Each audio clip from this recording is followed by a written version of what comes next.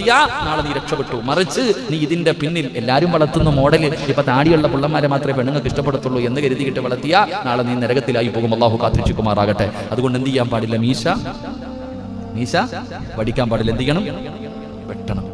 മീശ വെട്ടുക, താടി വളർത്തുക. ഇനി താടി വടിച്ചിട്ടുള്ളവർ ഇരിക്കുന്നുണ്ട് ഇവിടെ. അല്ലാഹു കാക്കുമാറാകട്ടെ. അല്ലാഹു കാക്കുമാറാകട്ടെ. എങ്ങനെ പരലോകത്ത് വരുന്നറിയോ?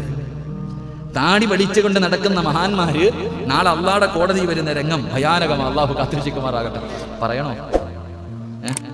വേണ്ടപ്പോ എനിക്കെന്നൊരു സങ്കടം. നിങ്ങളൊക്കെ ഇരുത്തിയിട്ട് പറയാം.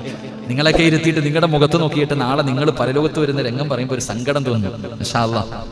വെറുതെ എന്തിനാ പേടിപ്പിക്കണേ? അല്ലാഹു കാത്തിരക്ഷിക്കുമാറാകട്ടെ. വളർത്താനൊക്കെ ശീലിക്കും സഹോദര. മക്കൾ മരിക്കുമ്പോൾ, വാപ്പ മരിക്കുമ്പോഴല്ല അത് വളർത്തേണ്ടത്. അപ്പം ഞാൻ പറഞ്ഞു വന്നത്, എൻ്റെ പ്രിയപ്പെട്ട ചെറുപ്പക്കാരൊക്കെ താടി വളർത്തുന്നത് മോനെ അത് അവന് വേണ്ടിയാകരുത്.